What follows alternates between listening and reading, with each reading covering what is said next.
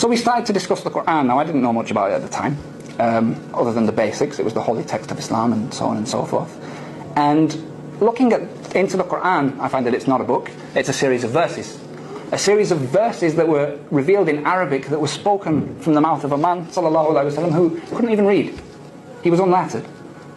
And the things that this book discusses, the language that it uses, is so powerful and so eloquent, and yet so precise and straight to the point, that it's not just a series of stories. The Qur'an is what? It's a book of law.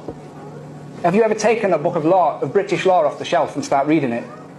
It's not like the Qur'an, even in English. It's you know, official paragraph 1.2.3, the plaintiff says da da da da. It's like that. It's really official language. Do not go through a red light until it turns green and da da da da da. But the Qur'an, a book of law, isn't like this. The language within it is so powerful.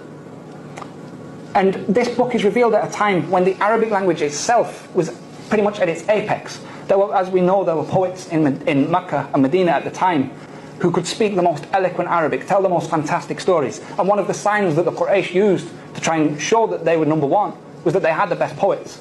And they actually used to send them to challenge Muhammad sallallahu alaihi wasallam. And the Qur'an issued to these men a challenge, because as we know, a lot of people tried to refute the Qur'an. The Qur'an said, look, if you disbelieve, it's in Surah Bakara, if you don't think this book is from Allah subhanahu wa ta'ala, then all you have to do is create a surah like what's in this book. Just one chapter like what you see in this book.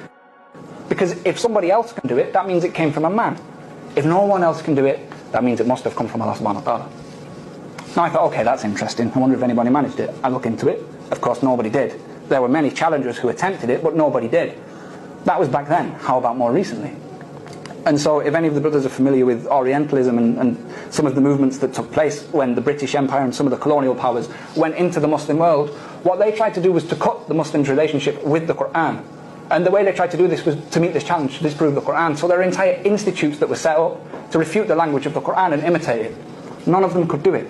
There were professors who were paid hundreds of thousands of pounds. They became Muslim because they couldn't do it.